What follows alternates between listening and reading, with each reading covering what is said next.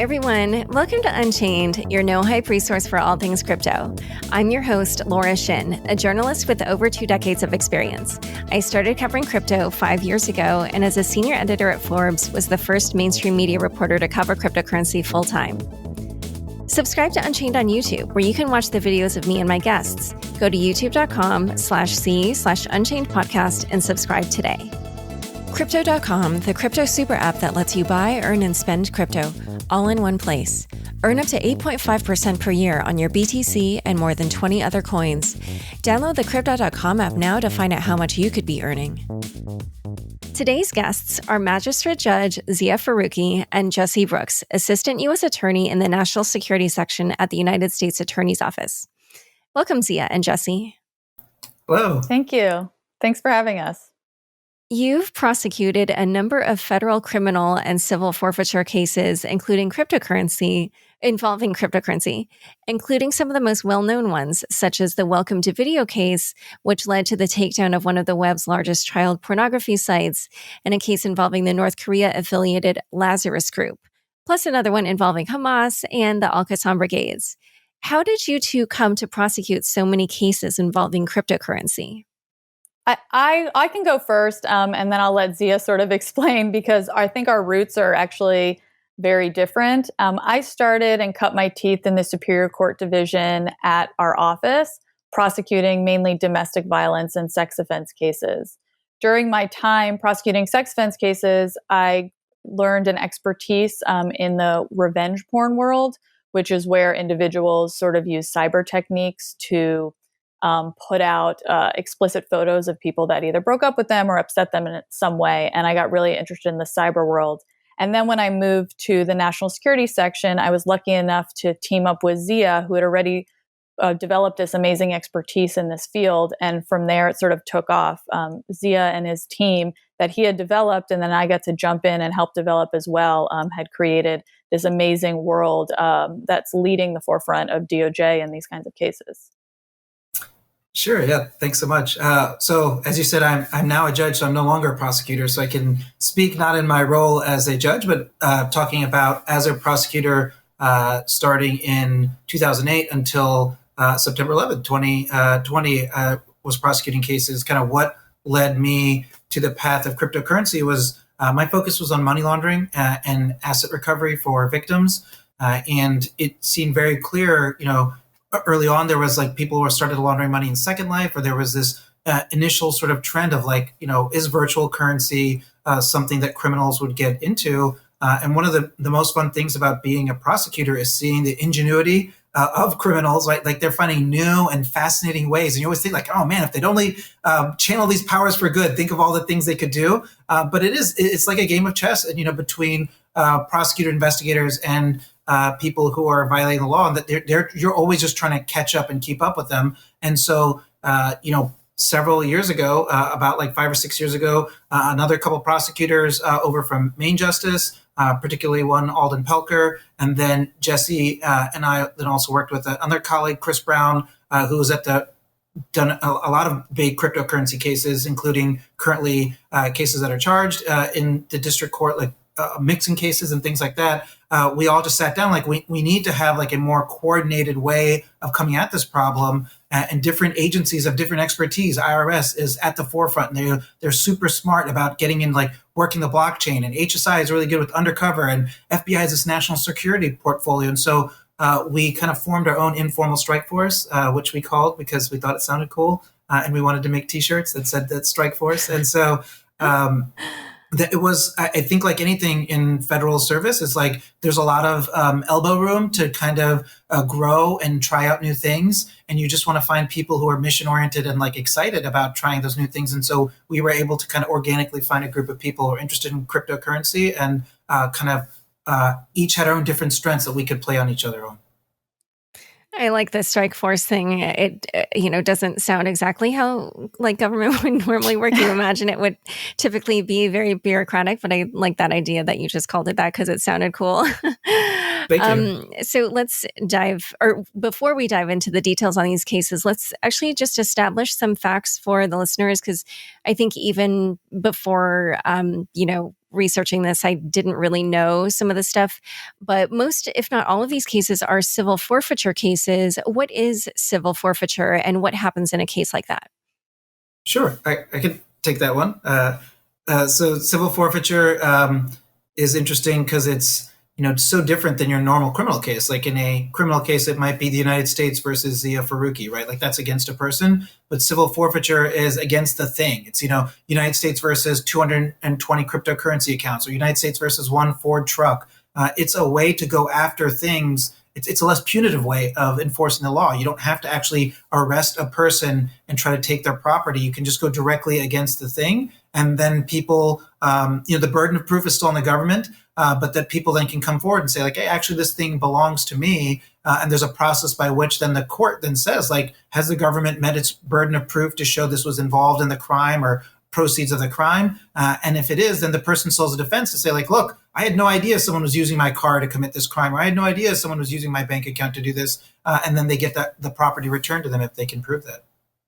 And if I could just add, there's a whole spectrum of civil forfeiture. I mean, it can start as small as someone, forfeiting your property and after they seize it, at a stop of some sort, to the kinds of cases that we deal with, which is seizing a domain that might be proffering terrorist finance or child pornography. So there's a whole range, and they can differ in many ways, but at the end of the day, it's a civil forfeiture kind of action. And so and maybe this is sort of just part and parcel of what we were just discussing, but, like if you know that a certain person is affiliated with one of these properties, then why wouldn't you just make that person a defendant? Is that just a different type of case, or how does it work when you have that connection? Sure. Well, I can start, and Zia, if you want to, go from there and add to it. There's a lot of reasons for it. First of all, there's a different level of proof for civil forfeiture and criminal charges. And most importantly, probably goes to what Zia just said, which is that the civil action is against the property, not a person. And the criminal action is going to be against a person. And with a criminal action, you have to prove a mens rea, you have to prove, which is an intent that goes with each statute. And there's a lot of different steps that go with that, that lead to our high burden of proof that, the government takes on proudly. But with civil forfeiture, it's all about the property. Like, what is about this property that was involved in wrongdoing in some way? So there are a lot of considerations that sort of differentiate the two. And there are a lot of nuances that help prosecutors decide whether they want to go the civil route, the criminal route, or you can dual track it as well. The one thing I add is that there's a lot of people who are have commented about Department of Justice actions that they they do what's called name and shame indictments, where there may be someone in North Korea or there may be someone in Syria that they can't actually get their hands on the actual person. It's like, what have you accomplished by doing that? And so civil forfeiture is important because it's an actual way to have concrete disruption in national security cases, where in the kind of name and shame, that person's life is not necessarily impacted. In the civil case, like you might know someone in North Korea has stolen these funds and things like that, but they're not, if they never leave North Korea, what is the point of criminally charging them necessarily? But the civil, you actually go and seize the funds. You're actually able to get the money. And so there may be many instances where you take the less punitive route of civil forfeiture, because what is the point of adding those additional resources to criminally charge someone that you would never get a chance to actually prosecute? You can't criminally prosecute someone in absentia. They have to actually be present in the United States district courtroom. All right, so now let's turn to some of these cases. There's one pretty interesting one in which the government, maybe at least from your work, you were able to run a terrorist website for the first time, and that was involving a Hamas group called Al-Qassam Brigades. Why don't you just start by describing who they are? Sure. The Al-Qassam Brigades is the military wing of Hamas, and they're a designated terrorist organization by the U.S. government, which lends itself to certain types of restrictions, which include sanctions. And if you give any material support to them, the material support charges. So that designation is important. And in that case, it was sort of part of a larger campaign that Zia and I led against taking down and dismantling three separate cyber-oriented terrorist campaigns, two that directly involved cryptocurrency and one that tertiary involvement. And what were they doing with cryptocurrency? Sure. So each of the three terror groups was acting distinctly, but to speak specifically to the Al-Qassam Brigades, since that's what you raised, in that case, and it all sort of started on Twitter, but the Al-Qassam Brigades put out an announcement on their Twitter publicly asking for Bitcoin donations from their supporters. And what it started out with was a static address for the supporters to send to. And then from there, we and the DOJ and our investigatory partners at IRS and HSI were able to watch as the Al-Qassam Brigades developed and learned more about cryptocurrency. So eventually they shifted their finance campaign from Twitter to their websites, which were alqassam.net, alqassam.ps, and qassam.ps. And on those websites, they started to say, hey, supporters, send us your Bitcoin by clicking on this. And again, on those websites, it was just a static address. But purportedly to avoid any government and law enforcement detection, they then changed their techniques and started doing dynamic addresses. So each individual who wanted to donate would click on the website and an address would be generated for that supporter to donate to. And so throughout that process, the terrorist group was able to raise a lot of money from supporters all over the world. Through a lot of work from our amazing law enforcement, they were able to track both the addresses that the Al-Qassam Brigades was generating on this website, as well as all the addresses that were sending to it. And then through our work there, including multiple different legal techniques, we were able to determine how the website itself was run. And from there, through judicial authorization, was able to run the website for 30 days. And how that exactly worked was that as part of our seizure action, which is related to the civil forfeiture, we seized the domain. And sometimes when you seize a domain, the domain name just is transferred to a splash page run by the government. So essentially a splash page that says, this website was supportive of terrorists or supportive of child pornography, and so it's now owned by the government. But in this case, what we did instead was redirect the website to a government-run website that was an exact mirror image of the prior terrorist website. And through this, our law enforcement and the government was able to run the website for 30 days. And during that time, people continued to visit the website and donate money to the Al-Qassam Brigades throughout this until after that 30-day period when we filed our civil forfeiture complaint and the splash page was put up. And just to go back to spell it out for the audience, so why was it that they switched from just one particular address to these dynamically generated addresses? Because of Jessi Brooks. Because of Jessi Brooks. That's why. It was coming. Because she went and got their money, right? It's the cat and mouse. Sorry, go ahead, Jessi. Yeah, I mean, at the end of the day, like, terrorists are trying to avoid law enforcement detection too. And they're learning while we're learning. And they can tell that we're investigating their cases, we're freezing their assets, we're starting to figure out what's going on here. And so we began to work with virtual exchanges to freeze assets. And from there, they decided that they needed to change their techniques. And, terrorists used to rely on financial institutions. They still do, but they're developing and now are learning more about cryptocurrency. We're watching them develop more and more and learn more and more about cryptocurrency, which is, in this specific case, they move from static to dynamic, which is much more difficult to track. But because we sort of already knew what was going on, we had a head start on it. And so how were you able to find all the addresses that the generator was creating, plus all the addresses that sent to them? I mean, well, I guess maybe that part isn't as hard once you have the address, but... Laura, a magician never reveals their secrets. They have to tune into the sequel podcast when we give the peek behind the curtain. But, I think it's, as Jessi said, it's the tremendous work of the, IRS agents, Chris Jancheski, the HSI agent, Bill Capra. I mean, these guys were working a ton with the FBI partners to go through and really figure out, what was going on. And they use, sophisticated tools. I mean, you saw in our press release, there was a reference as well. Chainalysis has done a couple of presentations that they participated. Exigent was another contractor. So I think it was, just look, I mean, the agents spend a lot of time working. It's not like there's no one trick. It's work, right? Like they're working with using the legal tools, like Jessi was saying, search and seizure warrants to get email content or get financial records from subpoenas, leveraging relationships with overseas partners, and then, undercover work. It's a little bit of everything.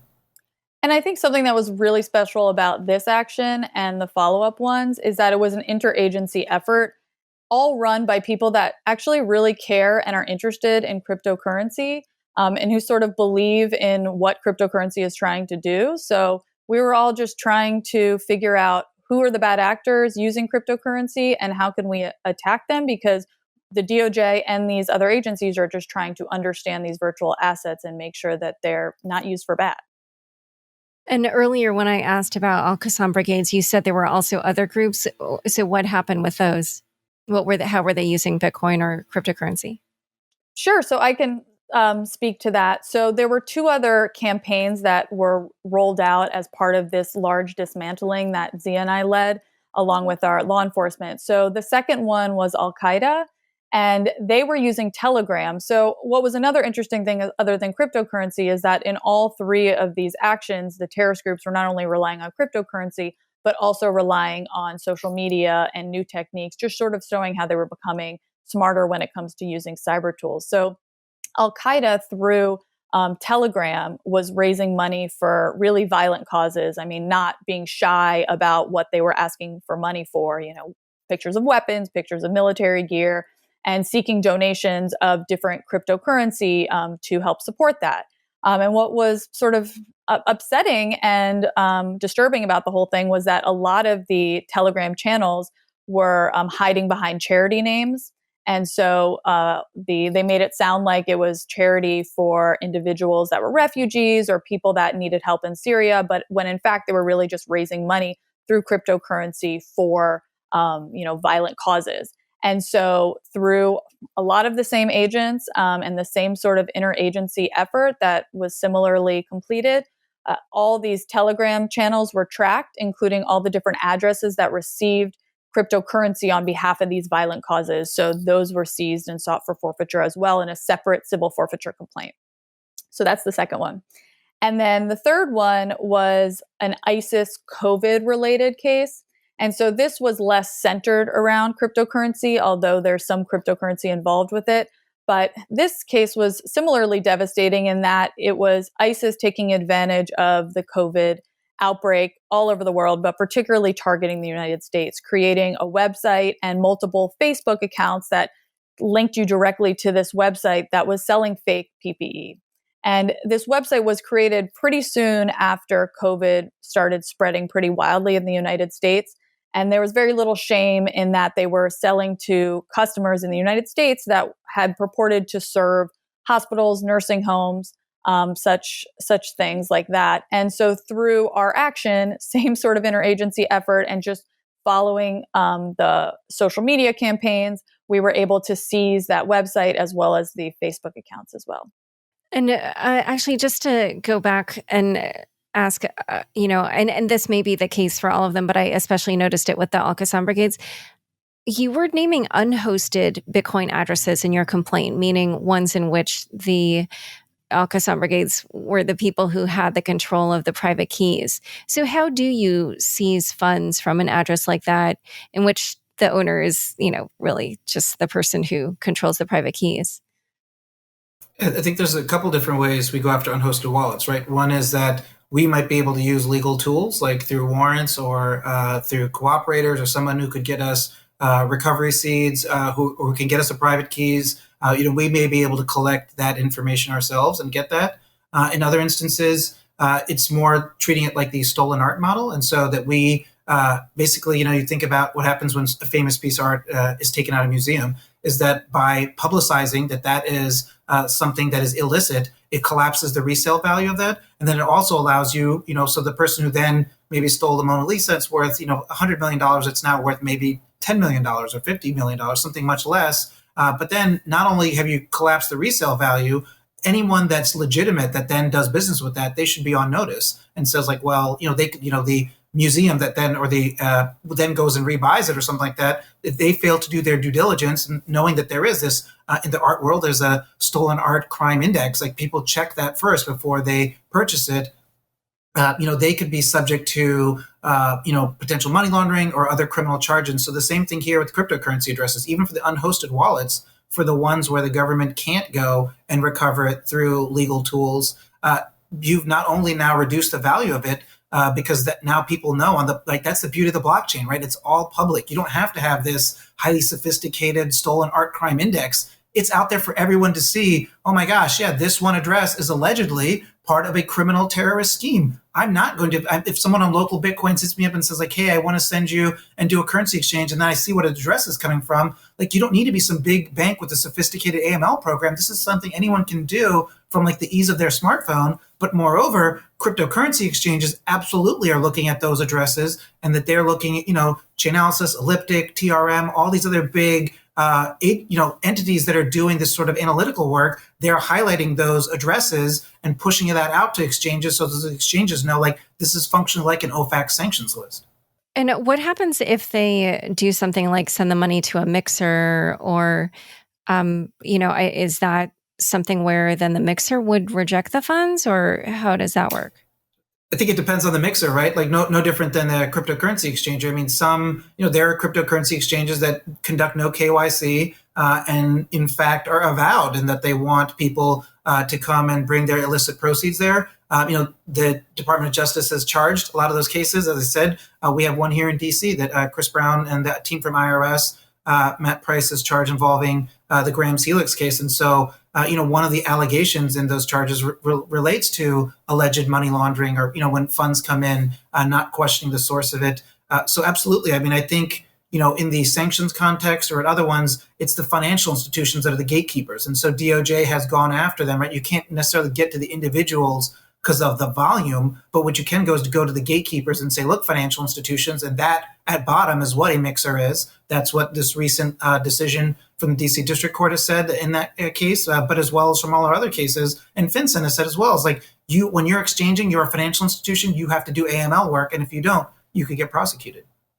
And so now just to go back to the ISIS and Al-Qaeda case, I wanted to ask a little bit more about that Telegram group where you said that they were disguised as charity groups. When people would go into the groups, would they realize kind of what the purpose was of the donations, or was that also masked once you were in the group?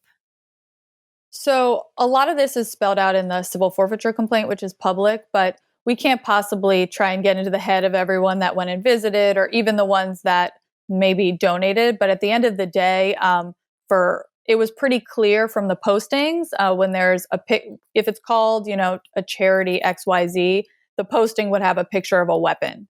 And so raise money for purchasing this, or raise money for this cause. So we don't purport to know what every single person was thinking, but at the end of the day, it was pretty clear from these Telegram channels what the purpose was. I think dovetailing on that just really quickly, as a Muslim American, one of the things that there's always this fear of is like, oh, if you're donating to a charity, is this charity one that's actually doing what it says to do? And then, frankly, that's true of everyone, right? Like when you donate to any charity, but in particular, there have been charged criminal cases of charities in the past that were financing terrorism, and donors sometimes are like, well, oh my God, I had no idea that's doing it. So I think part of the work that the team did here was so important, because there were these charities nominally that were doing that where people may not have known that, right? And I think, again, to the credit of Jessi and the team, there weren't donors that were charged, right? It was just going after the institution that was collecting the money. But part of, again, like that stolen art model, now people are on notice. Like if you Google that charity, do any basic sort of foundational research on it, you're going to see like, oh my God, not only when I go in the Telegram channel and like look 3 or 4 layers down, do I see pictures of machine guns, I'll see that they were named in a government complaint. So I know that this is not like a safe space to donate funds to, and they were highlighting the anonymity and things like that. And so I think that it was, apparent, but now it is very apparent that what they were doing. Yeah, that's something that fascinated me a little bit about when you took over the Al-Qassam Brigades website. Al-Qassam Brigades could have very easily just told people, hey, we're not in control of that website anymore. And I believe they tried to. So what happened then? Why did people still go there and use the site? Yeah, that's so interesting. And I remember we sort of worked through that before it all happened. Like, what if this happens? Is it really worth it? Should we just put up a splash page? But at the end of the day, people want to believe what they want to believe on the internet. And on we had a website that looked exactly like the old website. And if people wanted to think it was the same thing, great. What actually happened was that the Al-Qassam Brigades tweeted out through using the methods of their original campaign financing that their website had been taken over. But at the end of the day, no one really knew if it was the Twitter account that was hacked or the website that had been hacked. And, people continued to donate. And part of it was, maybe some people believed that and some people stopped visiting the website. But we also wanted to sort of show that like the DOJ sort of knows what's going on here. And when people go visit a terrorist website, we want them to be uncertain whether they're visiting a terrorist website or the DOJ and maybe hesitate before they donate money. Because one thing that's very important to us is that in these terrorist financing cases, when we seize money, it's we try and direct it towards this victims funds that's for victims of terror. And that's run by the DOJ. And there's a few rules about how the money gets in there. But our hope is that at least a big chunk of the money that we forfeited here, including from people that were donating to terrorists, both when the DOJ ran the website and when it was actually a terrorist website, is going to be redirected to victims that have suffered, unimaginable crimes from terrorists. And so I know we already just touched on this very briefly about the facemaskcenter.com. And, as you mentioned, the role of cryptocurrency here was fairly tangential, but I still wanted to ask, so exactly how were they using cryptocurrency? And, I just find it fascinating that they used this crisis with COVID to try to perpetrate this scam. I mean, again, that goes right to the ingenuity. They're always coming up with new ways. And, as Jessi said, the website sprung up just, days after the COVID crisis started. And so the connection to cryptocurrency is that Zubair Shanaz was charged in New York about, I think, like a year and a half ago and pled guilty. And so she was sending money to the person who is identified in the forfeiture complaint. And so what she was doing was that she was getting through ISIS was getting stolen PII, people that are stealing their personal identifying information and credit cards in particular, using those credit cards to buy crypto, to launder it, immediately turning around and selling that crypto at exchanges. And then that way having laundered it so they can say, like, oh, if someone asks them, like, where'd you get this money from? It's like, oh, well, I sold a bunch of crypto, right? And then, law enforcement or banks or virtual currency exchanges aren't looking one behind that to say, well, where did you buy that from? Oh, it's from this stolen credit card. And then that money was going to ISIS. And so after Shanaz gets arrested and pleads guilty about sending money over to the ISIS financier, this immediately springs up, right? It's like it's almost like a relay race. Like they had this one path of using crypto to get stolen PII and buy crypto, and then laundered into fiat currency and sent to ISIS. That gets shut down. They started this website, and you would anticipate again on the website they were taking money any which way it could come in. So one would anticipate, I think, that there were some allegations potentially that they would accept cryptocurrency for the fake PPE, but more importantly, it's the same scheme. They just want someone to send them their credit card information, send them their PII. They think that they're going to be buying, 1,000 masks, but instead, all they've done is given all that identifying information to ISIS, and that they would do the same thing again, use that to buy more crypto, launder it again into fiat. And so that the goal is not to just make the $50 or $50,000 sale of the PPE that's never going to come. It's to get that information and use that to buy a bunch of crypto, which they see clearly as a way to launder money quickly and efficiently, and then just get a good exchange, even if it's not like a great rate, but then they've laundered it, they think, effectively. Okay, but I mean, you're saying that that's their assumption that law enforcement won't go beyond that one step of looking at where the Bitcoin came from, right? But obviously that's not the case because that's what she pled. Oh, okay. Yeah, exactly. Yeah, no. We caught her, but yes, that is the assumption often that, I mean, that's what, money laundering at bottom is. You're just trying to put a bunch of logical steps in between the illegality at the beginning and where you are at the end, and to try to like hide how the money got there. But if someone, the determined law enforcement team of the HSI, IRS, and FBI team, they continue to peek behind what's behind door 1, 2, 3, 4, 5. They finally get there. And at the end of the day, that's how they're able to, they see like, okay, there's an illicit source, but they're trying to go scattershot and just put up one layer of concealment, because that might be enough to get past a KYC check or AML check at a bank or a cryptocurrency exchange. All right. So in a moment, we're going to talk about some cases involving North Korea. But first, a quick word from the sponsors who make this show possible. Crypto.com, the crypto super app that lets you buy, earn, and spend crypto all in one place. Earn up to 8.5% per year on your BTC. Download the Crypto.com app now to see the interest rates you could be earning on BTC and more than 20 other coins.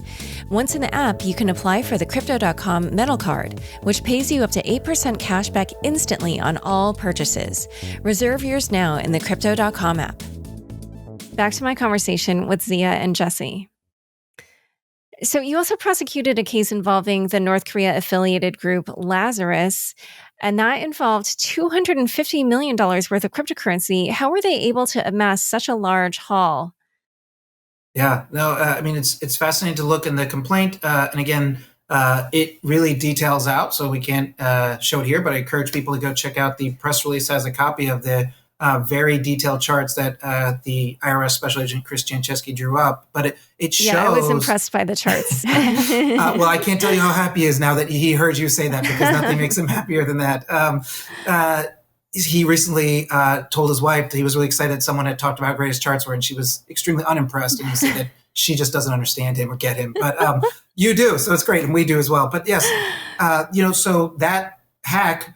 it was a hack, right? And it was really interesting. It happened after a previous hack that's allegedly attributed to North Korea, is that they went to a cryptocurrency exchange and said, hey, we have a bunch of whale clients. They're going to have a ton of money. They want to come invest it with your exchange. We're just worried about these hackers out there. And so we have an attached questionnaire to this email that's going to review your OPSEC and things like that, and make sure that, that you are in fact secure and compliant. And so in many ways they failed the test, right? One, because they clicked on the attachment, and two, because then when the attachment was there, it had a bunch of malware. And so the complaint details how the language and the script language that's used is consistent with how North Korean hackers have operated, and that there were other things within the complaint where like their VPNs were able to be penetrated by law enforcement and things like that, where they were able to attribute it to North Korea. But it's just, again, that sloppiness, of it just takes one bad mistake by someone in the security team or in the client kind of relation team at a cryptocurrency exchange, that they were able to do a complete takeover and get to not only the hot wallets, but also get to some of the cold storage funds, which normally you'd think shouldn't be able to happen, but they just totally took over the system. And so from one exchange, right, one bank heist, my favorite New Yorker cartoon that we use in all of our presentations is a guy goes in to rob a bank, and the guy's giving the money over, goes, you can do this all online now, right? And so instead of one bank robbery where there's the risk of violence and the security there, this is from the safety of the North Koreans, house or whatever they're sitting in. They're able to steal $280 million in one fell swoop. And then you see in other hacks, and it's described in the complaint, and the second related complaint is that they are out there just spear phishing all day, every day, looking for people who are well known in the crypto world, either to assume their identities or to go after those people to take over their identities, again, with the goal of hacking exchanges or getting access to exchanges where they can get that kind of money. Yeah, in general, their techniques just seemed, so basic isn't the word because it sounds unsophisticated on their part. But what I mean is, it's not something where you need to know coding or have any kind of fancy computer programming knowledge. It's literally just trading on people's gullibility or, And so earlier, though, you said something about how it was in line with other North Korean. I didn't understand that. What was it about previous North Korean hacking behavior that lined up? So we looked at the actual malware. We got a copy of that from the victim. And when examining that malware, the way that the scripts were written in it that allowed them to take over was consistent with other hacks that have been documented with North Korea. And so we used a couple different things. Like we used, as I said, the penetration of the VPN and so the language and the scripts and all these things we stack. Like they don't say at the end of the day, it's us, North Korea. But like, the language that was used and the scripts. Additionally, there was a couple things where we looked at some of the other information that they were researching, and some of the things were researching things about the North Korean military. So it's possible, right? It could be someone in Kansas who just happens to use the same script language and uses a VPN that traces back to a North Korean cell tower, and also researches a lot of information about the North Korean government military. But more likely, right? Like that's reflective of the fact that it is in fact North Korean actors. All right. And one other thing was that some of the money was these strange coins like Proton Token and Olive and Ethereum. I've literally never even heard of these. So why would they do that?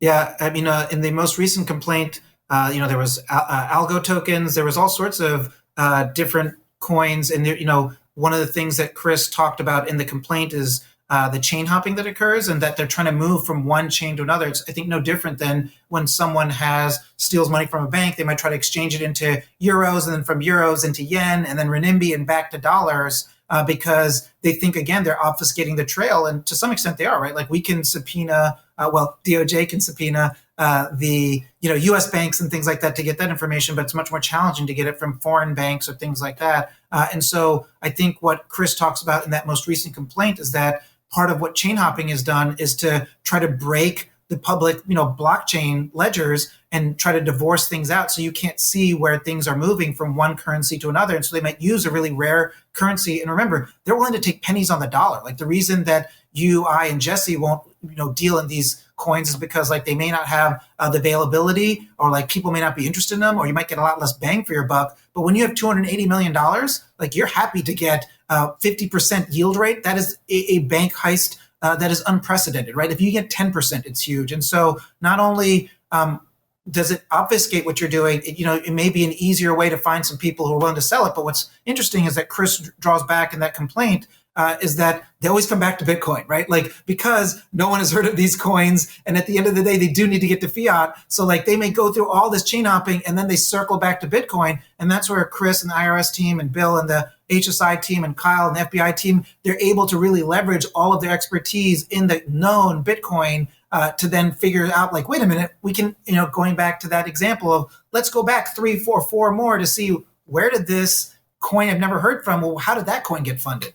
And so talk about that a little bit more, like why it is that they always come back to Bitcoin. Like you started to say it, but just flesh it out for people, because I mean, it's also the blockchain that has often led prosecutors like you to the criminals. So why would they do that?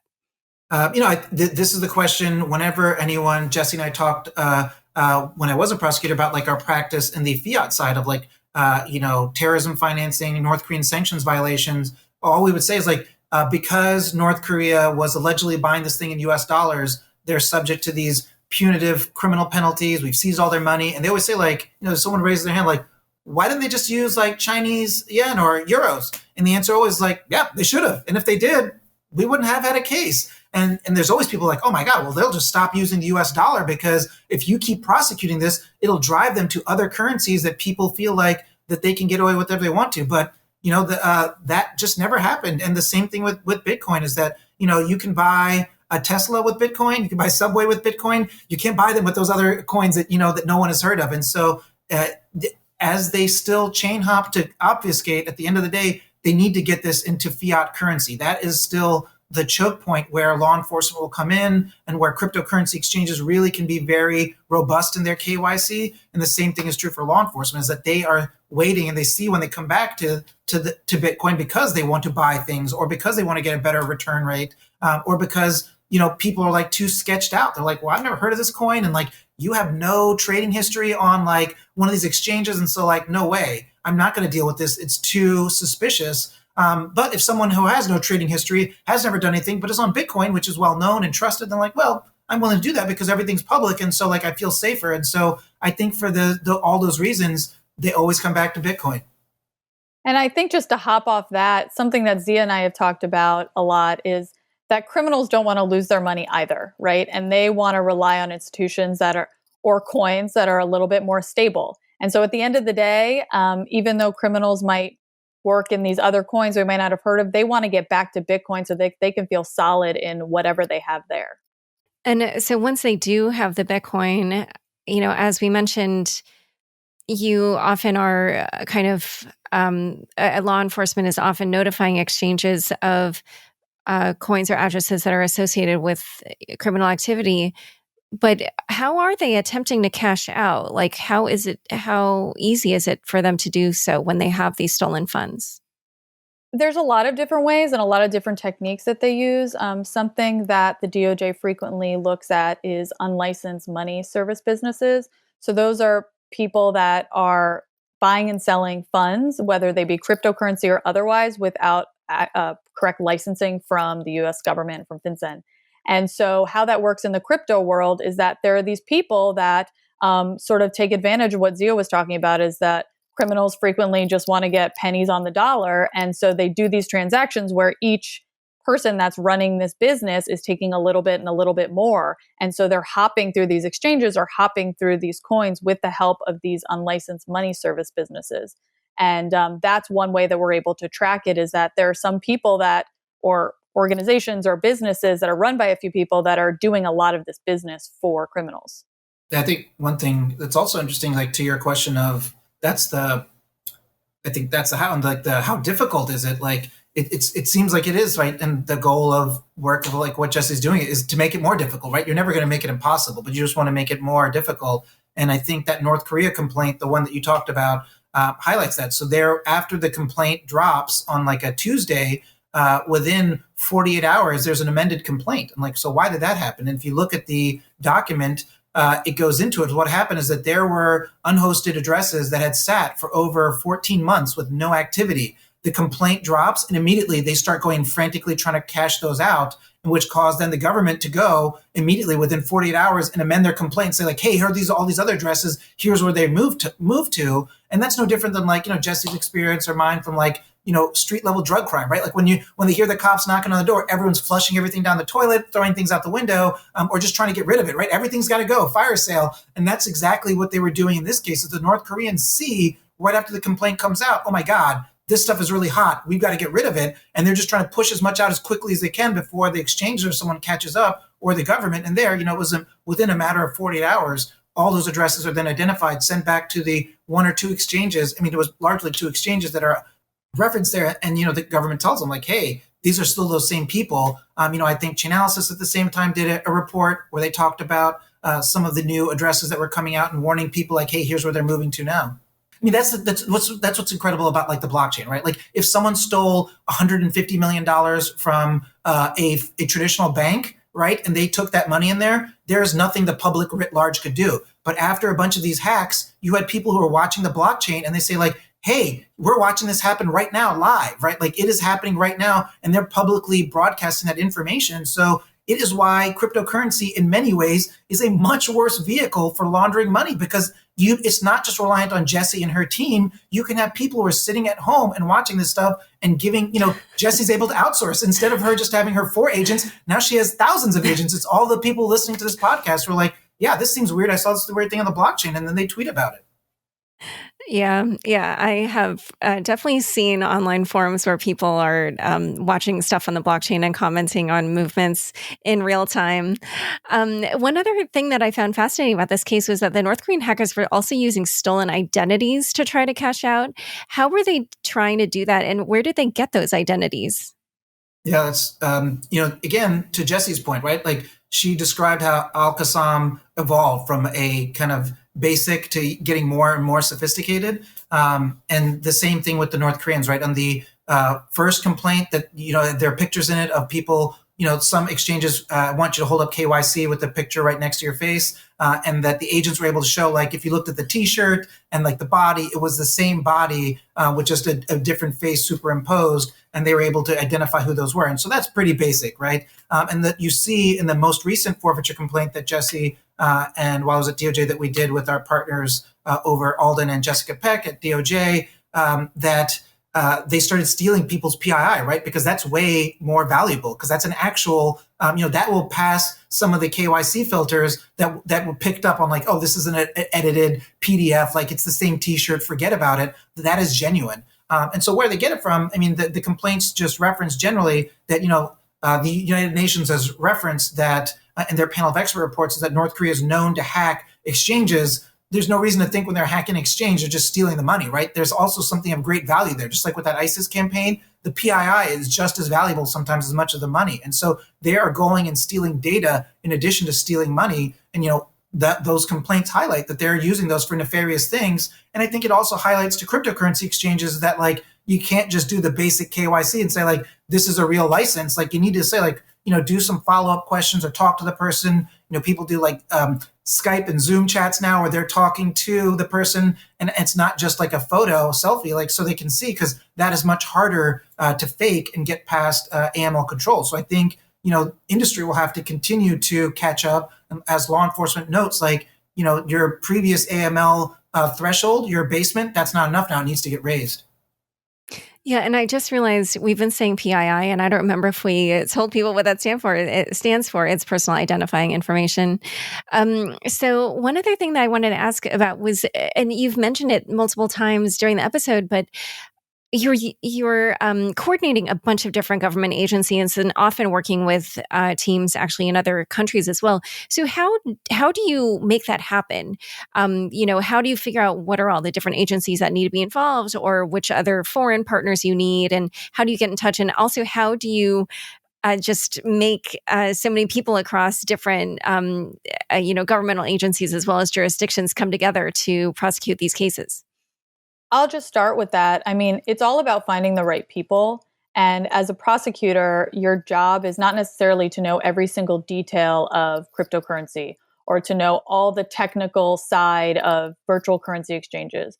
But your job is to make sure that you are working with the right people and that you're using different agencies for what they're best at, and understanding that people have strengths in some ways and other agencies have strengths in other ways. And at the end of the day, and how I look at it, and I know how Zia looks at it, is like, we're all on the same team. We just want to ensure that terrorists don't get money. We want to make sure that the cryptocurrency and virtual currency exchanges are not abused so that terrorists and other bad actors can get money. And so if you go into every meeting and every email with that mindset, everyone's going to want to work with you, and everyone's going to want to accomplish that goal, because that's why we're, civil servants. And that's why we're, going to work every day. And so at the end of the day, Zia and Chris put together an amazing team, a strike force that I was lucky enough to be a part of. And, I will brag about Zia and Chris all day and tell you how lucky I am to work with them. But from there, we've been able to find people at a bunch of different agencies, including HSI, Bill Capper, Ryan Landers, and FBI, Kyle Armstrong, and also just people at the DOJ that really have the same goal that we do and try to avoid bureaucracy as much as we can in order to accomplish this goal. Yeah, no, I'm one of the things that's sad about leaving is that, I really enjoyed getting to have the opportunity to meet with people. So, we went to South Korea on the darknet child pornography case, and it's just really exciting to meet people from totally different backgrounds who have similarly motivated to, like, how can you try to make the world a better place, right? Like, it is cheesy, but it's true. Like, public servants, I think, in those roles, it crosses all boundaries and backgrounds. And so, like, it may be something that you figure out late night over karaoke while talking to a prosecutor or a police officer in Korea. We had partners from Germany and from the UK, and, even here in the US, like, in the most recent action, it highlighted that there was partnership with United States Cybercom and the Department of Defense. And so I think, what's so different and unique about the job that Jessi has, that I used to work on, is that, like, you are the kind of center of that. Like, you're just trying to find all the right players, put on the right pieces on the chessboard to advance the mission. And that it's really fun to find those people, because once you do, it is organic. You can't just say, like, it's one formula. But once it happens, you go back to those people, and,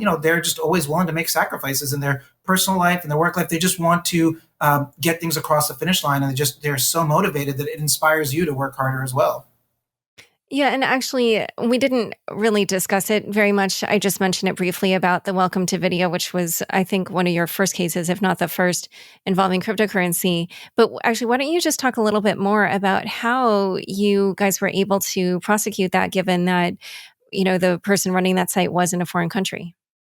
Sure. Yeah. So, I mean, that's a good example of one where we leverage both criminal and civil tools because we wanted to criminally prosecute because we did think there was a person that we could get into the United States and do that. And so, again, that's the team at IRS and then the Homeland Security agents out in Colorado Springs were working together. To Jessi's points, is about relationships. We had a great relationship with the Korean National Police from a lot of the North Korea work that we did. And so we told them like, hey, the IRS team, after they did this great work in taking down Alpha Bay with some of their other law enforcement partners, they're kind of like, what's next? And so, very flippantly, I remember having a conversation between one of the kind of people in our office who worked on all these cases, Ari Redboard, and myself. We're like, what about child pornography? And Ari has a ton of experience in this. And so the IRS team came back, Chris Jancheski, like 2 weeks later, and was like, yeah, I haven't left my house in 2 weeks. I found the largest darknet child pornography site, and we should take it down. And I remember I was just like, wait, what are you talking about? And he's like, you told me to find a child pornography site because you said that's like the next big thing we should do.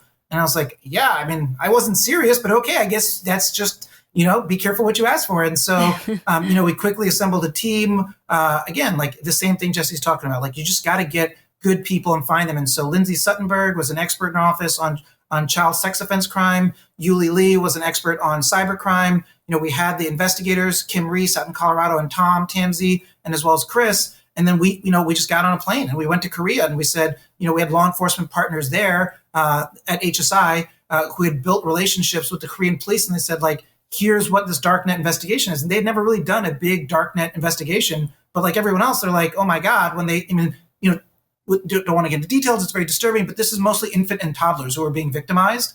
And so when people hear that, everyone, right? Almost everyone's just like, how can I help? What do I need to do? Tell me what I need to do. I want to do this. And so, we had partners from the UK and Germany as well who came along, in particular the UK, that they were tracking on this. And so kind of briefed them on the case, came back a couple pretty shortly thereafter and did a takedown where there was a full, Korean police went, they did a search warrant, kicked down the door, found the alleged administrator of the site on the site, logged on, which is always the key. They'd done a lot of things to try to protect his safety because there actually had been some customers that had committed suicide previously after they had been discovered. And so they were very careful of that. And, the U.S. law enforcement was watching via remote to see what was happening while they're in Korea. And then, immediately getting a forensic copy of the server. We did a search warrant, which you can do if the property is at a U.S. embassy. And so we're in the space there and then just reconstituting the server there while we're there in Korea and starting to build up lead packages for the hundreds of customers who are on this site. And from that, this is why this is important, is we found a new site. And then we did prosecute the administrator of that called Dark Scandals, which was a site that showed not only child pornography, but also videos of adults being raped, all women being raped on it and being videotaped and getting paid in Ethereum and Bitcoin. So again, because we found one customer's site, we then saw, where else is he sending money to? These people, typically, this is not a limited habit. And from that, we found this other site and, it led to spin-off investigations. There were 25 children that were rescued from actively being abused because the IRS agent followed the money, right? Because of the blockchain, he could follow the money. The HSI agents could go and, exploit all of that data with their partners from Exogen, a private company that they worked with, and Chainalysis.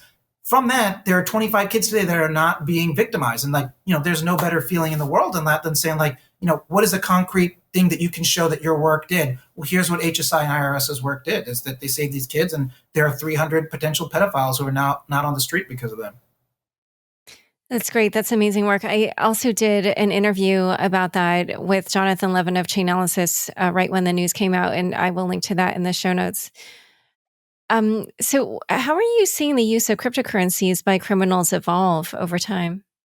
Yeah, I mean, I think I'll hand it off to Jessi. I mean, one thing is, as again, not a prosecutor, speaking just in my former role, we never really looked as much to policy and things like that. We're more like, here's the case in front of us. We talk about what we see there, but I think that we can give examples of what we saw, right? So I'll let Jessi talk about the terror finance campaigns, but I can talk very briefly on North Korea. So we saw that they started, you don't want to say it's basic because obviously the yield is so large, but it's a bit basic. I mean, if I saw North Korea, I would tell them they're basic, and that that it is slowly getting to, maybe it's not an advanced yet, but every day there's steps forward because of Jessi and her team and the work that they're doing. And so you saw the evolution from no KYC to very badly edited KYC that was fake to stolen PI to who knows what's next. And so I think that's just one example of evolution. I'm sure Jessi from the terror campaigns maybe have some other examples.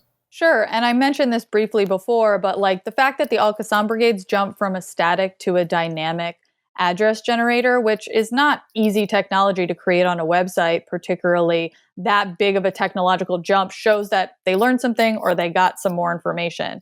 And then you can just sort of watch, I can't talk about really open cases, but you can see how criminals are starting to maybe just not direct deposit into the next address that they want to use, but using mixers, using tumblers, but also just jumping through a bunch of intermediary addresses. And learning how to explain that process to the court is something that we are developing as well on our side, because as the terrorists learn, DOJ learns, and virtual exchanges learn, we're all sort of learning together, and we have to figure out ways to teach the court as well that these new technologies are developing and that they're being used in proper ways. And are you also finding that they're turning more to privacy coins? I mean, there's always the fear there, right? Yeah. I think that's hard to say, right? That's in part why the privacy coins have their appeal. But I think, kind of like we talked about earlier, even when they go to that, they still end up coming back to Bitcoin because they need to cash out. Like, they're not trying to just build up like a revenue. They're not trying to build up like a Federal Reserve. They need to spend money to buy things, right? And so to the extent that privacy coins become more widely used, then I think, sure, they're going to continue to turn to that. But as long as Bitcoin and Ethereum dominate and people are just using that, I think, again, there's that. They still have to find someone, right? Like to engage in transactions, either to exchange with them or to buy the thing they want. And people are nervous. I mean, there's obviously like some of the software platforms, some of the big exchanges they won't bank privacy coins. And so I think that's no different than some, big traditional banks will say like, okay, like I'll take in yen, renminbi, US dollar, and euro, but I'm not taking in like X, Y, and Z currency from another country because like I just think it's not reliable. It's not safe. Like it's outside of my risk appetite. And so there's still a lot of that, I think. And just to jump off that, I mean, at the end of the day, what we're seeing criminals do is as cryptocurrency sort of expands and people know what it is more, they're able to target more people as victims or as supporters. So maybe 10 years ago, if Al-Qassam Brigade said, hey, supporters, send me Bitcoin, there wouldn't have been that many people who knew how to do that or really understood what Bitcoin was. Now they can say, hey, supporters all over the world, send me Bitcoin. Or if you think about the Twitter hack, like, hey, let me just hack all these things and hack all these accounts and ask people to send us Bitcoin. 10 years ago, that wouldn't have been possible. So they're developing in that the rest of the world is catching up and understanding what cryptocurrency is. And also that can be a bigger way to hack into people's accounts and make sure that people are unbeknownst when they donate to these groups. One thing I also wanted to ask about is this new trend with DeFi, which is obviously really taking off. And some people are saying that decentralized exchanges could serve as mixers and make it easier for criminals and hackers to cash out. What is your take on that, and whether or not, how do you think it is that the rise of DeFi could affect your ability to do this work? Yeah, I think, just going back to the kind of previous points, like, we are limited in talking about like the cases we have seen and like what we've prosecuted. And so kind of predicting what will happen in the future, that's more like the people at Treasury and policy kind of folks. Like, I think they can really speak to that. Obviously, there's a ton of stuff right now in DeFi and it's just so popular. So, when anything like this happens, right, like eventually criminals try to find a way to leverage that. And so I'm sure, your next podcast episode with Jessi will be about a DeFi money launderer and whether or not to act as a mixing service. But I don't think probably we have anything of value to add. I don't know, Jessi, anything other than that? Yeah, I just think that sort of what Zia is saying, like the regulations and the laws need to catch up to this as well. Like as new services and technologies are created, we need to figure out how they fit within the current regulations and whether new ones need to be made. And that's definitely a separate side of the government than us. But, we're here to sort of watch and enforce as needed. And I also just wanted to ask, there was a couple points in the discussion where one of you was saying that turning to cryptocurrency is a bad idea for a criminal because it makes it easier for people like you to do your jobs. But in general, as we're seeing the rise of, crimes using cryptocurrency, obviously there's this whole trend with the ransomware, but, then we've got these big state actors like North Korea turning to cryptocurrency. What in general would you say is the relationship between cryptocurrency and crime? I feel like one other thing I want to mention is that early on in cryptocurrency, the narrative around it was that it was criminal money. And clearly now, that's not really the narrative, I would say.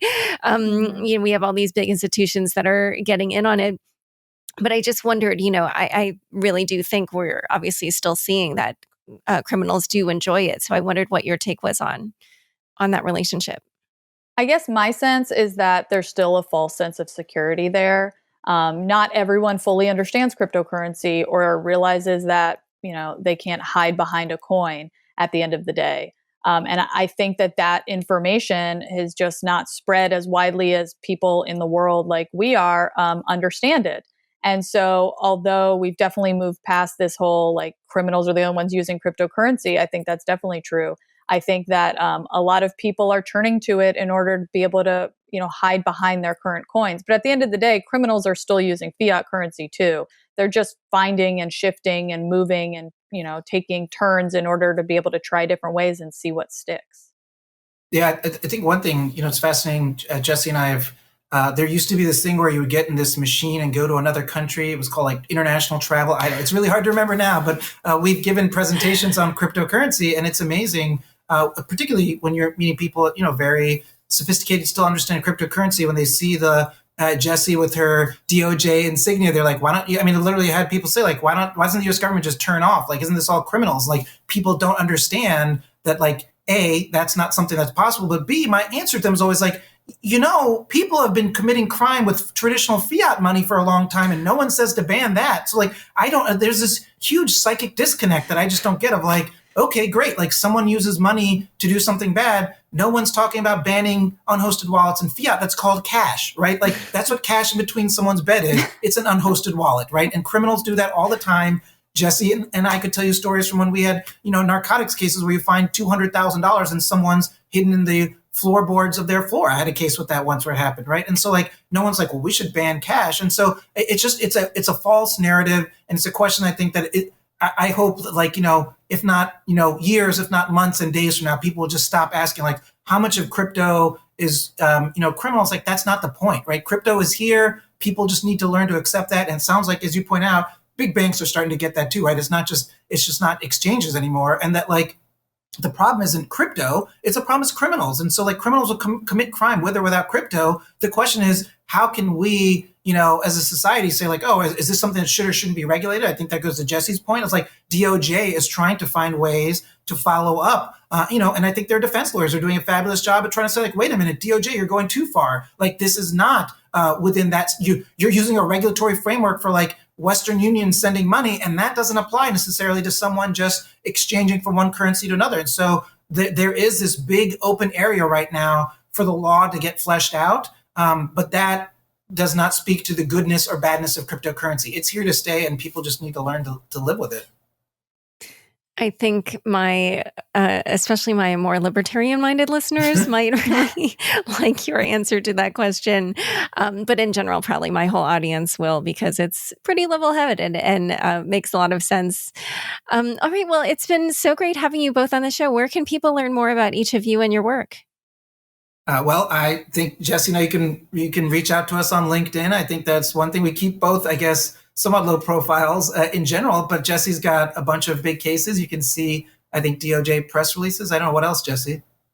Yeah, I think press releases are probably the main way, or LinkedIn. I mean, at the end of the day, as government workers, we're part of a big team. So every like success or prosecution or forfeiture that we have is the result of lots of people, both named and unnamed. So, there's not any other way, I guess, to sort of track our activity other than that. But we want to thank you for having us here, and also thank everyone that helped us, accomplish this. And we hope to continue down this path. Yeah, great. I mean, one other comment I'll make is that you guys did name a bunch of your other collaborators throughout the show, so hopefully they will appreciate that. All right, well, thanks again, and it was so great having you. Thank you so much. Thank you. Thanks so much for joining us today. To learn more about Zia, Jessi, and the DOJ Strike Force, check out the show notes for this episode. Don't forget, you can now watch video recordings of the shows on the Unchained YouTube channel. Go to youtube.com/c/Unchained podcast and subscribe today. Unchained is produced by me, Laura Shin, with help from Anthony Yoon, Daniel Ness, Bossy Baker, Shashank Venkat, and the team at CLK Transcription. Thanks for listening.